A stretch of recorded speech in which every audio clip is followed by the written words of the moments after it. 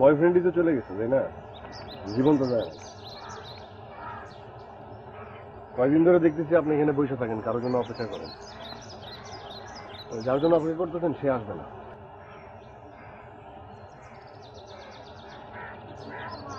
না, ও আসবে।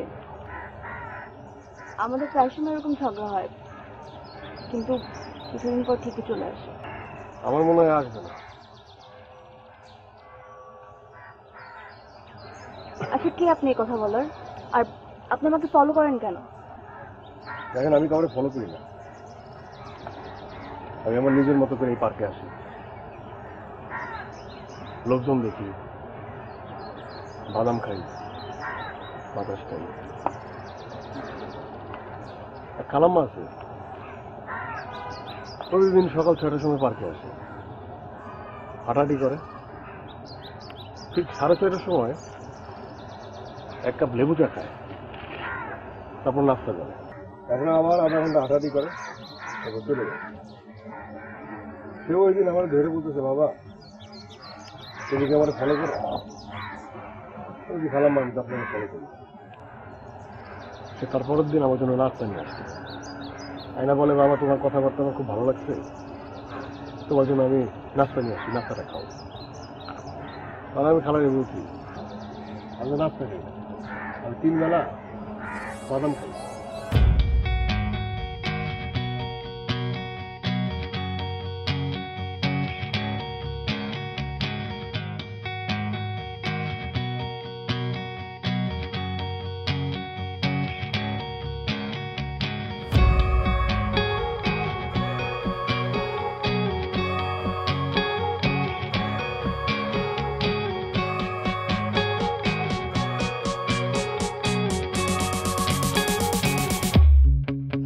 কেউ আসেনি জানেন তো, সকল প্রতীক্ষায় অপেক্ষা হলেও সকল অপেক্ষা কিন্তু প্রতীক্ষা নয়। আপনার এটা প্রতীক্ষা, আবার সেভাবে চিন্তা করলে এটা অপেক্ষা। আসলে আমার ভালো লাগে আপনার আঁকড়ে ধরে রাখার যে চেষ্টাটা, এটা দেখে। এখনকার সময় তো কেউ আঁকড়ে ধরে রাখতে চায় না।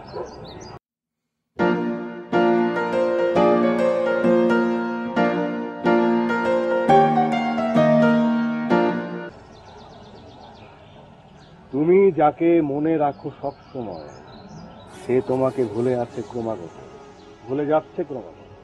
তাহলে মনে রাখো সেই ভুলে থাকা, তাহলে পারবে ভুলে যেতে মনে রাখা, মনে থাকা। বুঝতে পারছেন? বুঝলেন? হ্যাঁ, বাবা।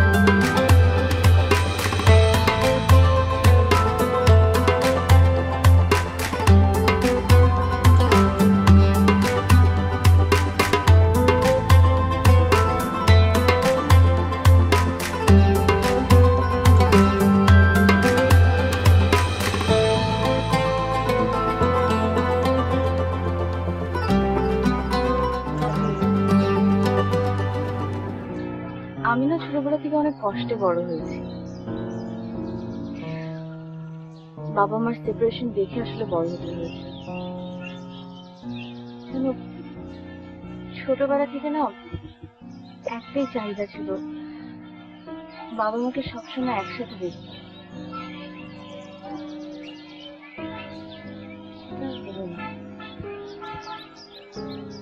কষ্টগুলো না আমার মনেই থেকে গেল। আমি ভেবেছিলাম আমার লাইফে সাইড আসার পর মনে কষ্টগুলো কমে যাবে, কিন্তু সাইড না তুমি আমার কষ্টগুলো বুঝবেই না।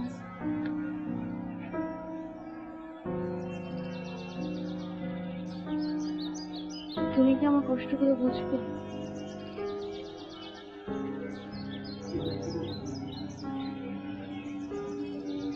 চাইলেই কি সব কষ্ট মুছে ফেলা যায়, না অন্য কাউকে দিয়ে দেওয়া যায়, বা অন্যথায় দাও আমায় তোমার সকল কষ্ট দিয়ে দাও। আমি না হয় সকল কষ্ট নিয়েই বেঁচে থাকবো, আর তোমরা সুখ নিয়ে সুখী হবে।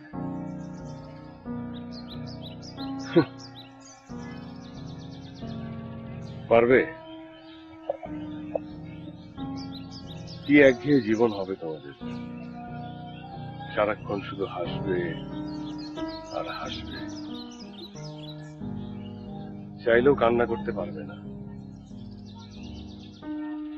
লোকে কি তখন পাগল বলবে তোমাদের?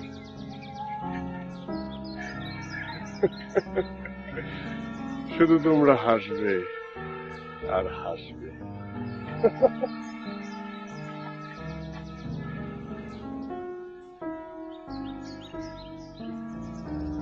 কি হলো, এদিকে আসো।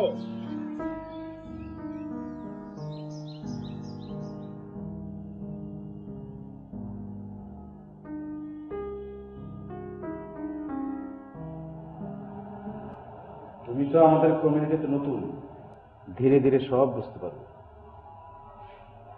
এখন তোমাকে যা করতে বলা হচ্ছে তুমি তাই করো। জানি তুমি খুব ভালো ছেলে, তোমার কোনো দোষ নেই, কিন্তু দোষ তো রক্তের। কে বুঝবে?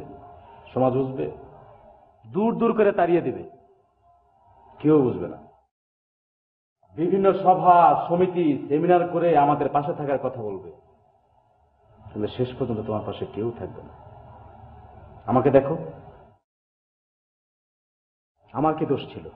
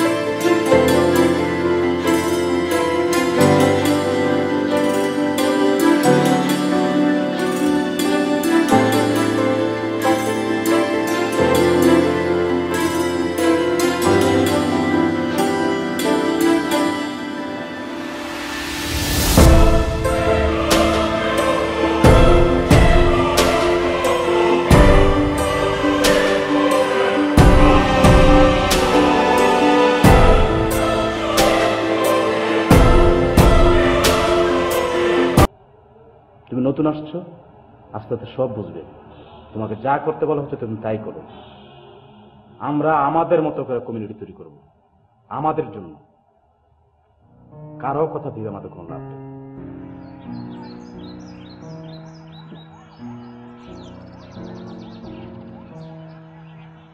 হৃদয় গহীনে ঘন কুচকুচে অন্ধকার,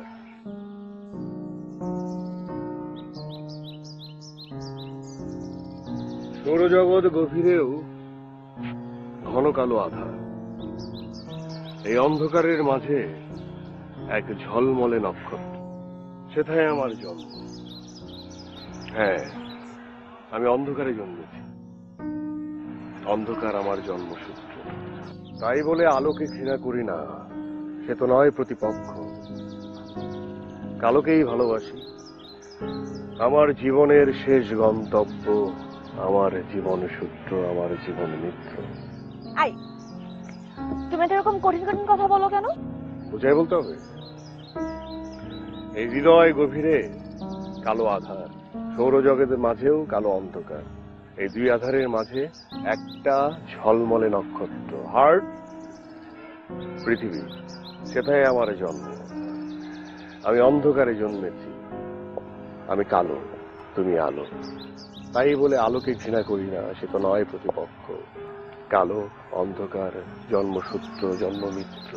এই আচ্ছা, সহজভাবে বলে মরে গেলে বেঁচে যেতাম, বেঁচেও আছি মৃত, মৃত্যুর স্বাদ পেতে, নয় কি? এই তো আছি, বেশ আছি, বেঁচে আছি, নয় কি?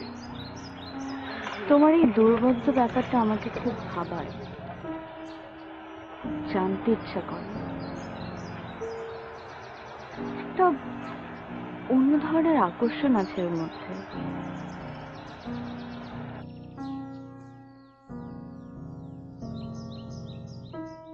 বাসায় কেউ নেই? বাসায় কেউ নেই? তোকে জিজ্ঞেস করলাম, তুমি না বললে আমরা সঞ্জয়দের বাসায় আসবো? আমি তো ওটাই জিজ্ঞেস করলাম।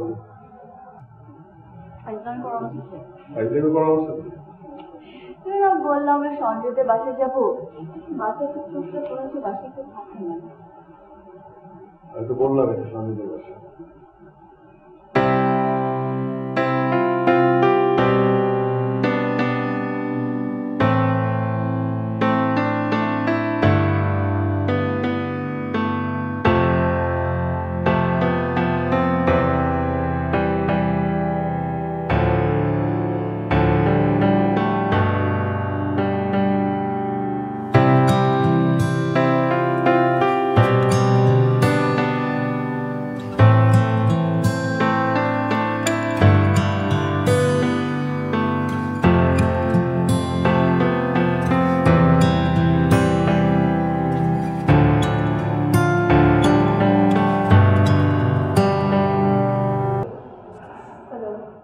আচ্ছা, আমি যদি ভুল না করে থাকি, ও নিশ্চয়ই মেঘলা। এত বড় বাড়িতে আপনি একাই? হ্যাঁ। না, আরে হ্যাঁ, এ বাড়িতে আমি একাই থাকি। আর এই বাড়িতে অনেকগুলো রুম আছে, চাইলে তোমরাও থাকতে পারো। যোগ করলাম, এত বড় বাড়িতে আমি একা থাকতে যাবো কেন? আর আমার বাবার এত টাকা নেই যে আমার জন্য এত বড় বাড়ি করে রাখবে, এমনি যোগ করলাম। হ্যাঁ, সবাই থাকে। সঞ্জয়, আসলে কাউকে রাখার মতো পাইনি, তবে এই বাড়িটাতে অনেকগুলো রুম আছে, চাইলে আপনারাও থাকতে পারেন। আমি যেগুলো বলবি।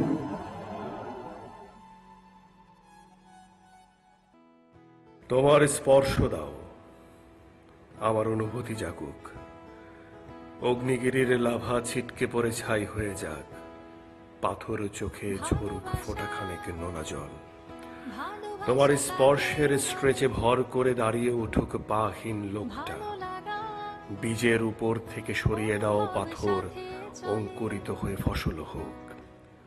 তোমার স্পর্শ দাও, আমার খোলসটা খসে পড়ুক, ভেতরের আমিকে বাইরে এনে দাঁড়িয়ে যাব পথহারাদের পাশে। তোমার স্পর্শের অগ্নিস্ফুলিঙ্গ ছড়িয়ে দাও বিধিমহীন কবরে, আলোকিত হতে হতে পৃথিবীটা হোক আলোকপিণ্ড। তোমার স্পর্শের আহারে তৃপ্ত হোক অনাহারী, কঠিন পাহাড় থেকে তোমার স্পর্শের ঝর্ণা নদী হয়ে যাক, নদীর পাড়ে ভালোবাসার বসতি হবে। অবহেলিত ভালোবাসাহীন মানুষের আহ্বানে ভালোবাসা নেমে আসবে কনক্রিটের ছাদ থেকে খড়ের চালে। তোমার স্পর্শ দাও, আমার ভেতরে প্রাণের সঞ্চার হোক। তোমার স্পর্শ দাও, আমি প্রাণী থেকে মানুষ হয়ে উঠি।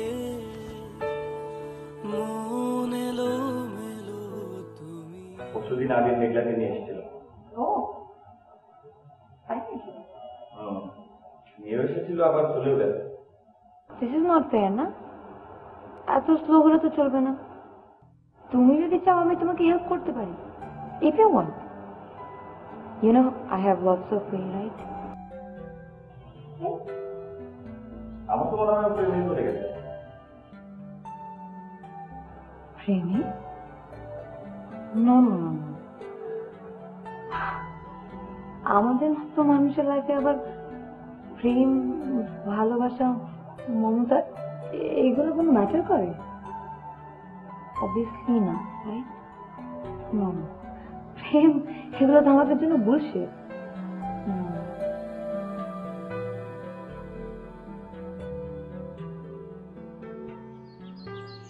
তুমি যে তোমার বাসার ব্যাপারে কখনো কোনো কথা বলো না, মানে তোমার বাসায় কি আছে, কে কি করে, আমি তো কিছুই জানি না। আমার ফ্যামিলিতে বাবা আছে, আমার দুটো বোন আছে, আর আমি আছি। মা নাই। আমি যখন অনেক ছোট তখন মা মারা গেছে। ঝগড়া ওদের সাথে?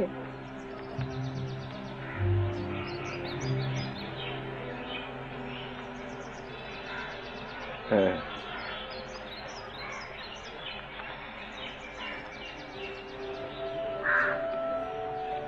একদমই যাও না বাসায়? না, বেশ কদিন হলো যাওয়া হয় না। কারণটা তুমি মানে তুমি চাইলে আমার সাথে শেয়ার করতে পারো। একটা ছেলে এরকম বাসায় যায় না, কোথায় না কোথায় থাকে, তুমি চাইলে আমাকে বলতে পারো। আচ্ছা, সমস্যাটা নিয়ে পরে একদিন বলবো, ঠিক আছে? আজকে না বলি। আচ্ছা, এগুলো নিয়ে আমরা পরে কথা বলবো। তোমার কোনো ফ্রেন্ড, মানে সবসময় তো দেখি তোমাকে একা একা ঘুরঘুর করতে, কোনো ফ্রেন্ড নেই? আমার সামনে এটাকে বন্ধু না? আমি ছাড়া কোনো ফ্রেন্ড নেই? আছে। কোথায় ওরা? আমার একটা সার্কেল আছে, আমরা সবাই একটা বাসায় আড্ডা দেই। একদিন তোমার সাথে পরিচয় করাই দিব। ঠিক আছে। সেদিন না হয় আমরা সবাই মিলে। পার্টি? আমি পার্টি পছন্দ করি না, মানে খুবই আনকমফোর্টেবল হই কোনো পার্টিতে গেলে। ক্রাউড ভালো লাগে না। পার্টি না, মানে সবার সাথে সবার পরিচয় হইলো, মানে ওদেরকে তো আমি তোমার কথা বলছি, ওরাও আমাকে বলতেছিল যে একদিন নিয়ে আয়, সবাই মিলে আড্ডা দিলাম আর কি। সেটা হতে পারে। কখন? ওরা সবাই সুন্দর পর একসাথে বসি আমরা। সন্ধ্যা? দেখো, তুমি তো বুঝো আমি একটা মেয়ে, আর বাবা মা সন্ধ্যার পরে আসলে বের হওয়া পছন্দ করে না, আমিও করি না। একদিন না হয় ম্যানেজ করলো। আমি যদি ম্যানেজ না করতে পারি তাহলে কি তুমি খুব রাগ করবে? না, ঠিক আছে, তোমার জন্য একদিন আমি ম্যানেজ করলাম। Okay?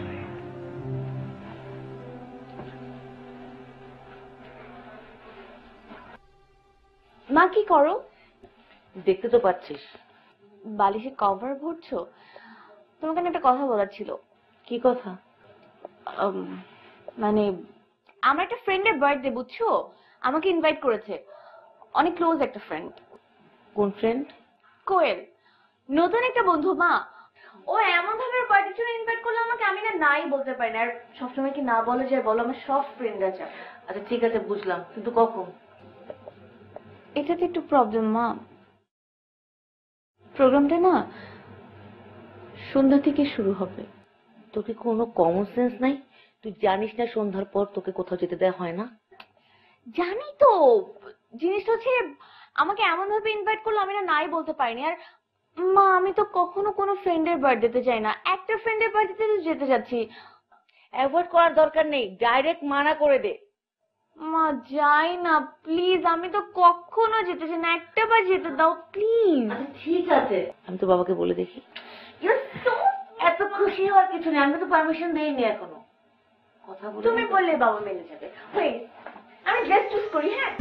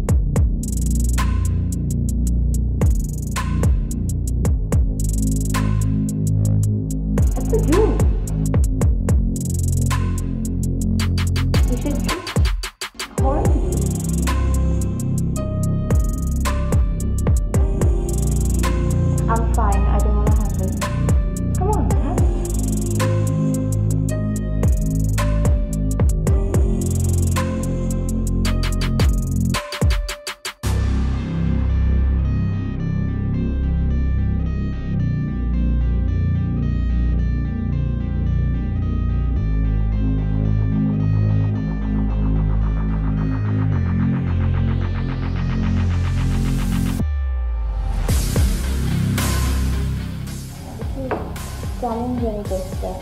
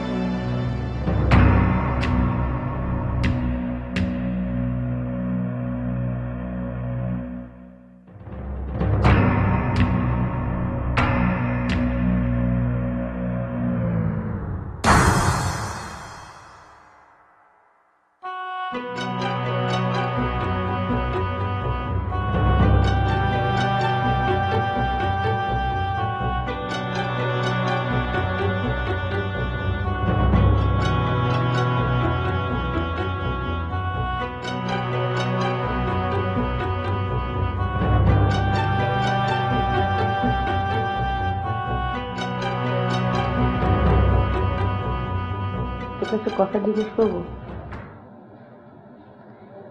1 মাস হয়ে গেল তোকে খেয়াল করছি, তুই কারোর সাথে ভালো করে কথা বলিস না, বন্ধু বান্ধবের সঙ্গে দেখা করিস না, ফোনও ঠিক মতো রিসিভ করিস না। আচ্ছা তোর কি হয়েছে আমাকে বলবি? যে আমি তো তোর মা, আমাকে গোপন করার তো কিছু নেই।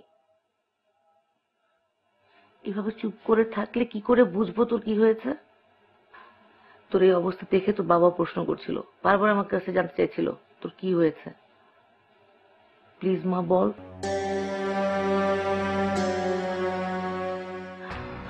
আরে কাঁদছিস কেন? কান্না কি কোনো সমাধান হতে পারে বল? তুই আমাকে খুলে বল কি হয়েছে মা, আমরা সবাই মিলে চেষ্টা করি। এভাবে কাঁদিস না মারে। আচ্ছা ঠিক আছে, তুই চাইলে আমি কাউকে বলবো না, তুই আমাকে বল কি হয়েছে বল মা।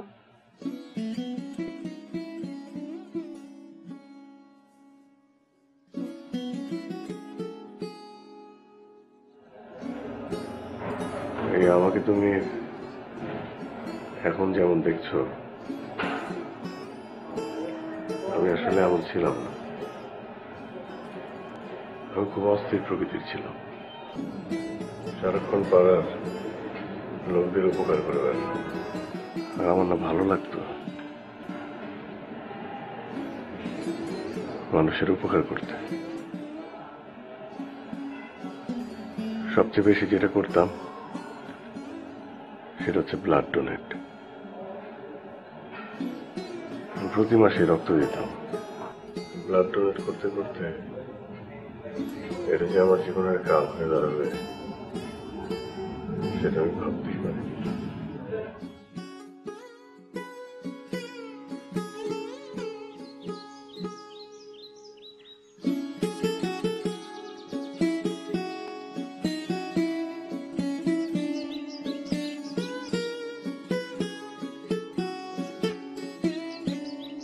এত দেরি করলি কেন?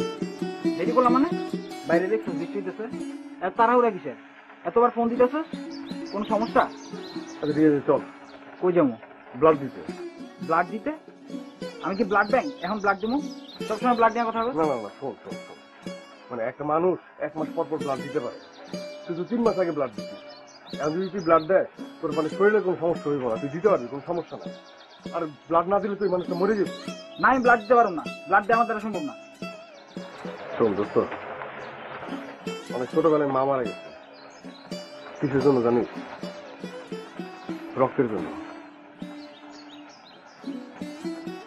মানে মার জন্য রক্ত খুঁজে পাওয়া যায় না, কেউ রক্ত দেয় না। যার যায় সে বুঝে। আমরা এলাকার বলে পান না, সেটা এলাকার মানুষ। তোরা আর আমার রক্ত মিলে নাহলে মানুষটা মরে গেছে। আমি ব্লাড দিতে পারবো না, ব্লাড দেওয়া আমার দ্বারা সম্ভব না। আর শোন না,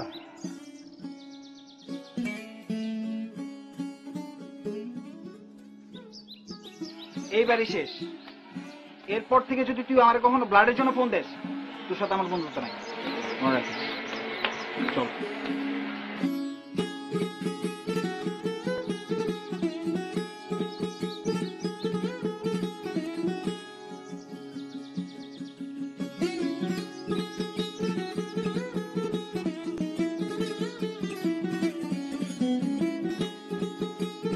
এই মিয়া, আপনি এখানে বসে আছেন, ওর কাস্টমার সবগুলো গেছে, জানি কিনা যান। ও ওদিকে যায়, আপনি যান, ওদিকে যান, যান। আরে ভাই বসে আছেন কেন আপনার? যান না, ওদিকে যান, যান, যান, ওদিকে যান, যান। বসে আছেন, কাস্টমার সবগুলো গেছে, যান।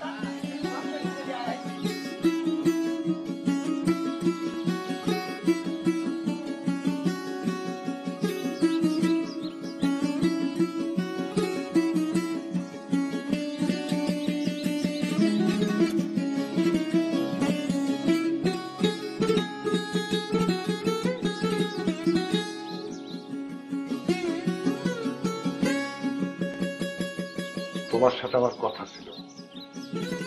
কি কথা বলবো? রুচিও কাজ করতেছে না। যেটা বাধাইছো আমার মান সম্মান সব নষ্ট করে দিচ্ছ।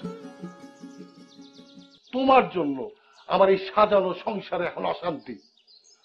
বাইরে বের হইতে পারি না মানুষের জন্য। মানুষ যদি আমার কিছু বলে আমি এখন কি করব? আমার কাছে 2টা উপায় আছে। এক, এই পৈতৃক ভিটা বিক্রি করে অন্যত্র চলে যাবো। 2, তোমার এই বাড়ি ছেড়ে চলে যেতে হইব। কি করবা, কোথায় যাবা, কিভাবে থাকবা, এটা তোমার ব্যাপার। তোমার মায়ে যদি আজকে বাইচা থাকতো, যদি আজকে এই কথা শুনতো, সে মারা যেত। তোমার ছোট্ট 2টা বোনের কথা ভাইবা তোমার চলে যাওয়া উচিত। যেখানে মন চায় সেখানে চলে যাও। আমি তোমার মুখ দেখতে চাই না।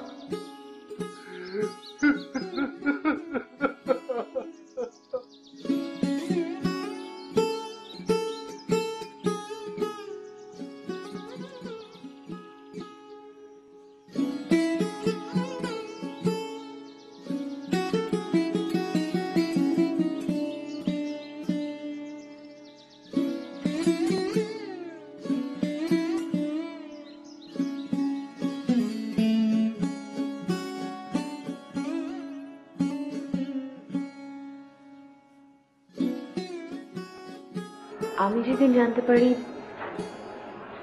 আমার এইচআইভি, আমি না অনেক ভেঙে পড়েছিলাম। এত ডিপ্রেশনে চলে গেছিলাম, তোমার সাথে ফাইট করি, তোমার বাসা থেকে পালিয়ে যাই, সারাদিন শুধু কাঁদতাম। এত অসহায় লাগতো নিজেকে, সারাদিন শুধু চিন্তা করতাম আমি কেন, আমি তো তোমাকে ভালোবেসেছিলাম, তুমি তো আমার সাথে এটা না করলেও পারতো।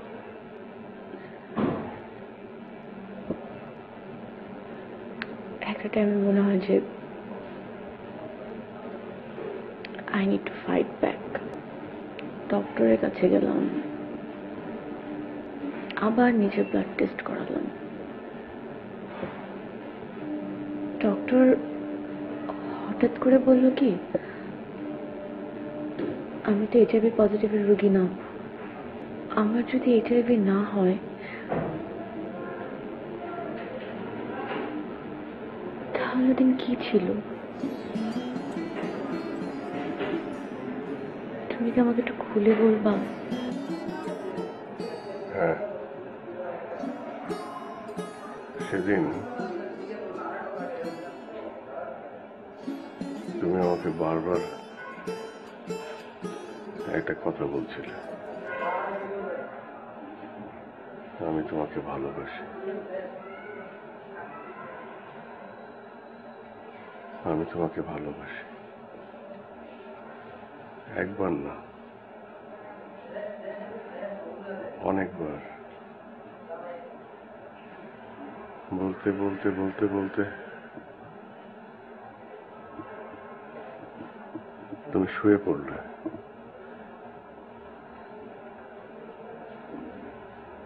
আর তারপর আমি তোমার দিকে তাকিয়েছিলাম। আমি ভাবছিলাম যে এত সরল একটা মেয়ে এত সরল ভাবে আমাকে তার ভালোবাসার কথাটা বলে দিল, আর আমি কিনা তার ক্ষতি করব। আমি বারবার নিজেকে জিজ্ঞেস করছিলাম,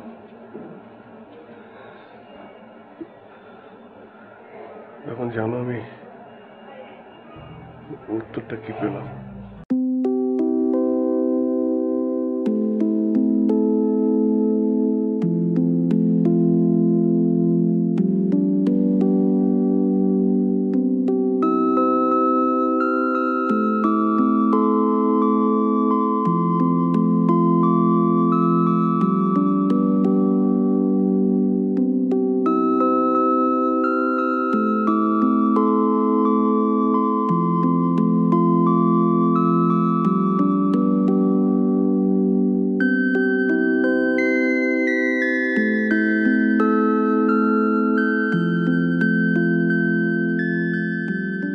কিন্তু সাহস করে ভালোবাসার কথাটাও বলতে পারিনি, কারণ আমি জানতাম যে আমার মতো মানুষকে কেউ অ্যাকসেপ্ট করবে না।